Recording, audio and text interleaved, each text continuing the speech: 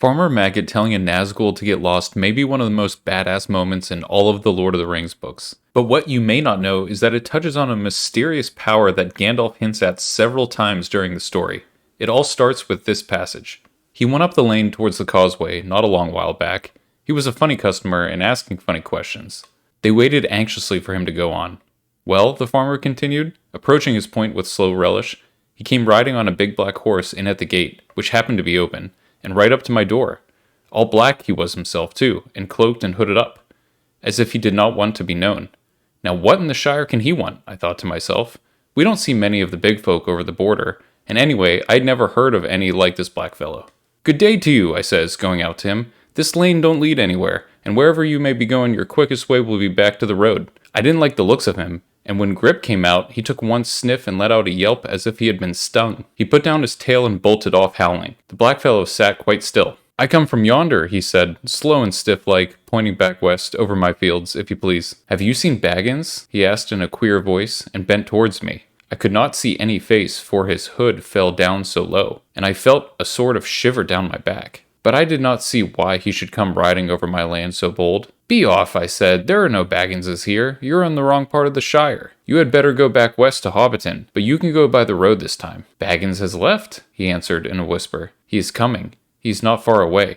I wish to find him. If he passes, will you tell me? I will come back with gold. No, you won't, I said. You'll go back to where you belong, double quick. I give you 1 minute before I call all my dogs. He gave a sort of hiss. It might have been laughing, and it might not.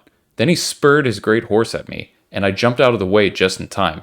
I called the dogs, but he swung off, and rode through the gate and up the lane towards the causeway like a bolt of thunder. What do you think of that?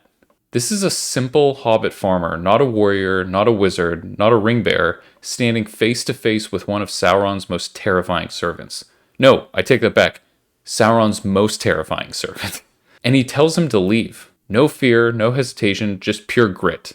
I love how Tolkien doesn't play it up with big dramatic language or a grand fight. Instead, it's told in Farmer Maggot's no-nonsense way, like it's the most natural thing in the world. And what makes Farmer Maggot's stand against the Nazgul even more meaningful is something Gandalf himself points out later in the story, that hobbits seem to possess a natural resistance to the dark powers at work in Middle-earth. There's something in their spirit, simple, grounded, and stubbornly good, that makes them harder to sway. Just like Frodo had an amazing resistance to the Morgul blade wound, and similar to how Bilbo was the only person to ever give up the ring by his own free will. Maybe this is Maggot's version of that hobbit power. All the other races seem to have some power or abilities. Elves have immortality and wisdom. Also, they can walk on snow. Dwarves are genius craftsmen. Men are heroic and bold. So I like to think that the exact traits that make hobbits appear weak to some in Middle-earth are actually their greatest strengths. Simple, straightforward people with good hearts. They may not like things out of the ordinary, but that can also be a good thing too. Just like we see here with Farmer Maggot. What do you think? Let me know in the comments below, and don't forget to subscribe for more videos. And if you want to watch more videos about Farmer Maggot, I did one covering his friendship with Tom Bombadil. Link is in the description below.